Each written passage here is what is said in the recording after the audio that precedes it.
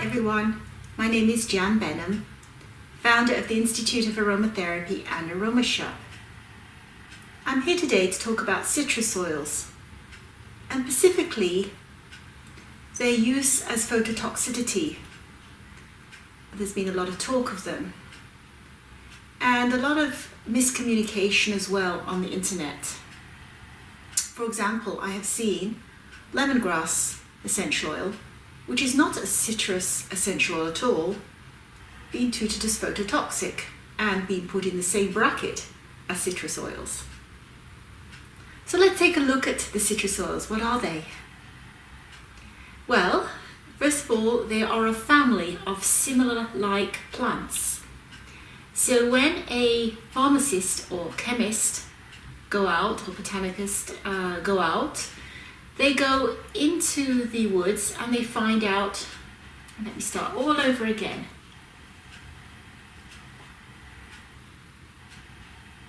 Hi, my name is Jan Benham, founder of the Institute of Aromatherapy and Aroma Shop. I'm here today to talk about citrus essential oils, specifically in relation to phototoxicity. There's a lot of miscommunication out there on the internet, so I just want to put things straight. So first of all, what are citrus oils? Well, they are a family member of the same type of plant. So when a person goes out to check out what a plant does, for example, in the Amazon forest, say a local doctor has discovered that over many hundreds and thousands of years, whatever, the same tribe has used a plant that has certain effects upon the body. So that scientist will actually watch the plant and see what it looks like. Does it produce flowers? Does it make fruit? Sometimes a plant may only produce a flower once every 10 years or so, and only at night. So it has to be carefully watched. And then they will categorize these plants into families. So the citrus family all have the same characteristics. They all produce fruit, and a specific type of fruit. So they look similar, they have similar characteristics, and they all have similar characteristics that work on the human body. So anything from a citrus plant will have general therapeutic properties, including detoxifying, especially to the digestive system, and it stimulates the flow of gastric juices. It's uplifting and calming to the emotional states and varies in warmth and coolness. So what is in this family? Well, let's take the orange tree, the bitter orange tree, for example, which produces neroli, which is orange blossom essential oil, petitgrain, and bitter orange. So these are 3 essential oils that are from one plant. And then we have, of course, we have lemon, we have lime, we have grapefruit, we have bergamot, and so on. So these all have these same therapeutic properties, no matter what. And then we look at what part of the plant are we using in our usage. So are we using the flower, or the root, or the leaves, or the zest? And we can look at what this effect will have on the human body. And you can go to the plant world for that. For example, take eucalyptus. Eucalyptus essential oils come from the leaves of the tree. Now the leaves of the tree is the lungs of the tree. And the leaves breathe in and breathe out. So what does eucalyptus essential oil does for the human body? It helps us breathe in and breathe out. And you can see this all through nature. So you can go look at, if you want calming and soothing, you can look to the roots. If you feel a little bit up there, a little bit anxiety, bringing down to the core, bringing down to your root, bringing yourself down to your feet with vetiver, for example, or ginger root, or sandalwood. I've been knocked out a few times with vetiver, being massaged with vetiver by one of my students once, and it was a wow. It was really And that's exactly what I needed. So you can see what they do on the body from where they are from. So taking citrus, the citrus, they are extracted from the zest. So orange blossom, which is from the citrus, is extracted from the flowers, and they have their own whole effect upon the body. But the bitter orange is extracted from the zest of the fruit.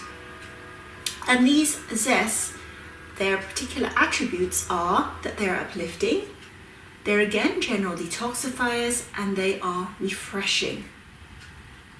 So before we go into what is and what isn't photosensitizing, let's look at the individual essential oils.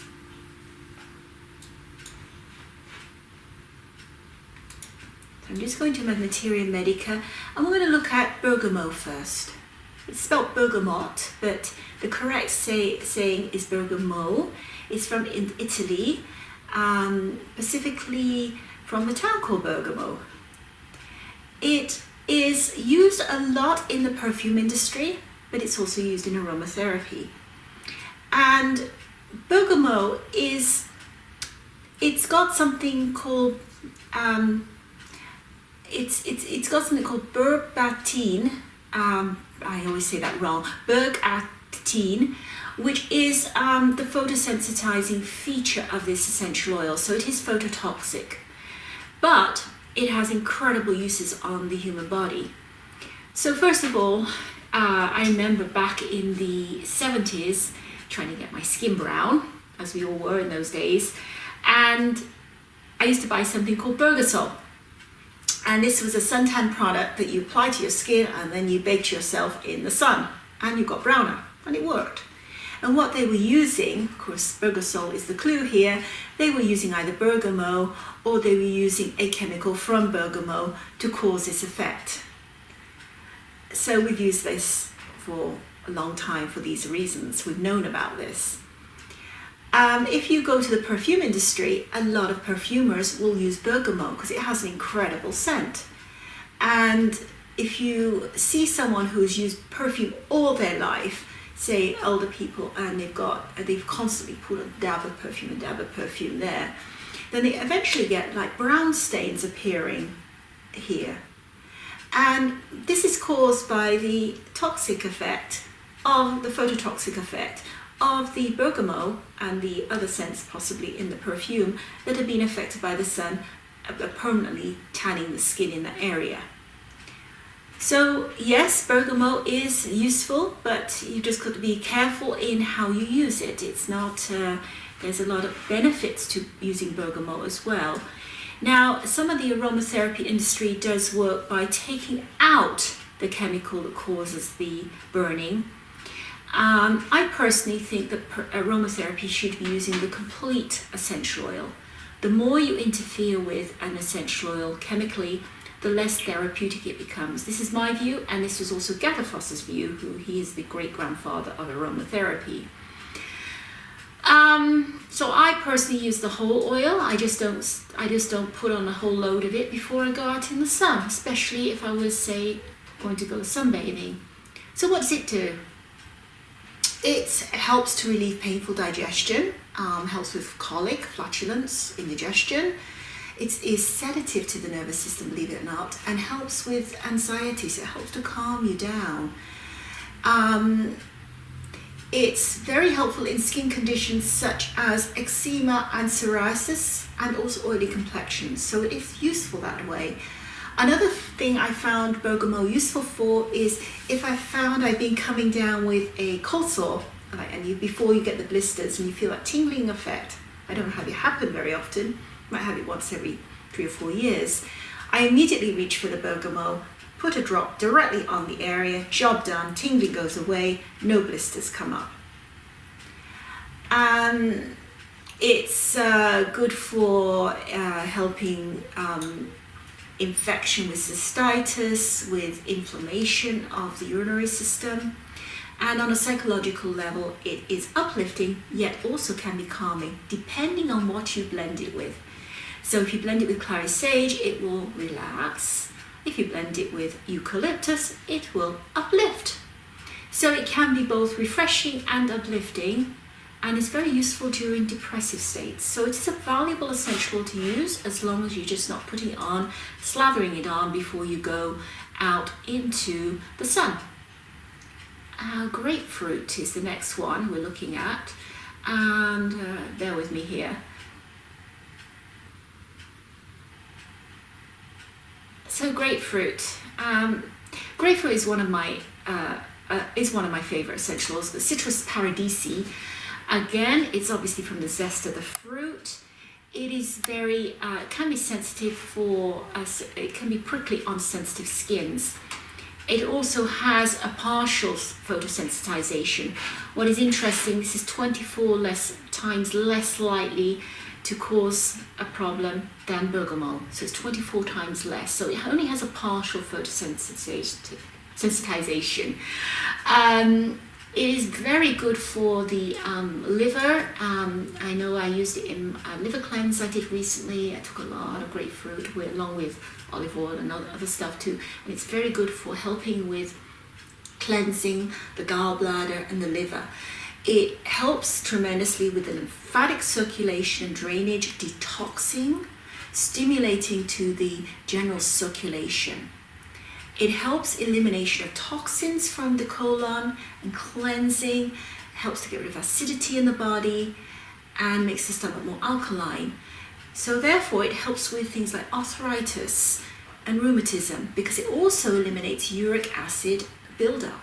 So if you're somebody who likes to eat a lot of spinach and kale, which can build up that uric acid and actually cause stones in the kidneys, if you take lemon or grapefruit internally, it will, more the pure juice, it will help to eliminate that excess uric acid and stop the formation of stones.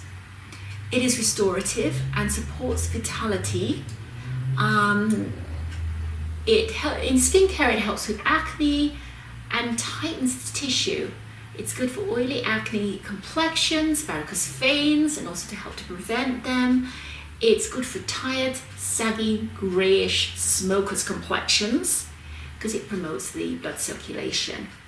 So, of course, it's an overview is cleansing to the kidneys and the liver. In the emotional and psychology, it is uplifting and cleansing. It's highly energetic, reduces depression and tension. The smell of grapefruit gives the feeling of youth and can make one seem younger. So one of the tricks to make you seem younger is to use something with grapefruit in. It will give the feeling to people around you that you're a little bit more youthful. It's a young oil. So it excludes a happy outward energy. And so it's used when detoxifying also from drugs and alcohol, and also to help with reduction of cravings. So there you have it, grapefruit. So another very useful essential oil to have in your kit. Then we have lemon.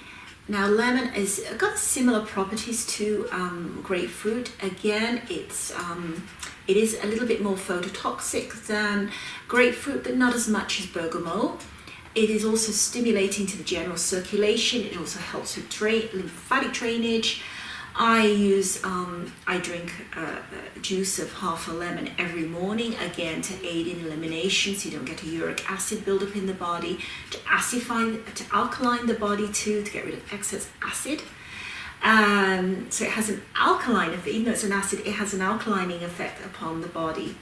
So it's very good in cleansing routines as well.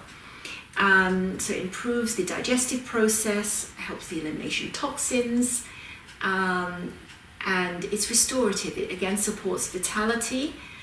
In skincare, it helps with acne and is good for boils and warts and oily acne complexions, mouth ulcers. It's cleansing. It's good for tired, sagging, greyish smoker skin, and also promotes blood circulation. So on a psychology level, it's clarifying, it cleanses, it refreshes, it's rejuvenating, it's expanding and uplifting. So there we have lemon. So that's this lemon right here. And again, just as I'm going down, see lemongrass, and remember lemongrass is not a citrus essential oil and has no phototoxic problems at all, but it is very irritating to the skin. So lime.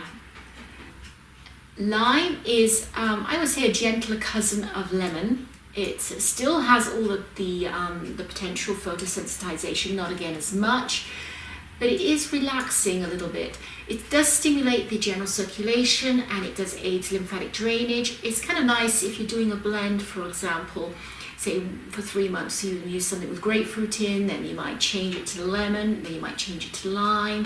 So you kind of make the body keep it on its toes when elimination is occurring. You can of course change your juicing too, add a bit of lime to your gin and tonic, into a bit of lemon, etc. So to the nervous system, lime refreshes both the mind and body. It supports vitality, it enlivens. It again helps improve the digestive system, helps elimination of toxins from the colon, counteracts acidity in the system. In the skin, again, it helps with acne and cleansing, good for tired, sagging, grayish skin, and promotes the blood circulation. And in the psychology of, it's clarifying, cleansing, refreshing, rejuvenating, expanding, and uplifting. So a very close cousin to the lemon. And they look kind of similar to each other, just a little smaller. And then we come to mandarin. Mandarin is kind of unique because it has an ester in. Now, esters are a group of chemicals that are very calming, and these are not present in the previous essential oils that we just mentioned. So I always think of esters as Auntie Esther, a warm woman, motherly figure who is cuddly and calming and soothing. And that's exactly what mandarin is. It's the auntie cuddly of the citrus family. Therefore, it's very of value in use in care with babies. It's very perfectly safe to use with babies. It's not at all photosensitive and very calming. So it's one of the safest oils you can use. It again is, because it is a citrus essential oil, it's from the zest, it's still detoxifying, but it's more of a support, and it helps, so it supports emotional healing. It provides nurturing, and if you add it, say, to rose or sandalwood or frankincense, it enhances those properties of those oils. It can give a sensation and aroma of being at the ocean, so that's a nice description. It still improves the general circulation, it still gets rid of excess fluid, so it does stimulate the lymphatic system. It is calming and soothing to the digestive system and constipation, good for travel sickness, upset stomach, but it still stimulates the elimination in the colon. In the endocrine system, it helps support the balancing action of geranium and lavender. In the nervous system, it helps in treating restlessness, nervous tension, insomnia, especially if it's combined with other essentials such as lavender. It's a mental tonic. It soothes nervous disorders. For the skin, it helps the oily acne skin, improves the local circulation, and is good to use in a toner. It's detoxing, so it's used to treat congested skin, and helpful in cellulite, and also in treating stretch marks as well. So on a psychological level, it's nurturing, warming, giving a sense of well-being, uplifting, and yet calming. Now we come to the last but not least in series. I'm not talking about bitter orange here, but bitter orange, you can see, is probably more similar to lemon and lime in its properties. I'm just going to talk more about sweet orange. Sweet orange again is another oil in the citrus range that also contains esters. So it has similar properties to mandarin. It also has a lovely aroma. So it's a safe one to use in a lipstick, for example, or a lip balm, along with some carrot root oil, for example, to make a nice glossy, orangey kind of lip balm.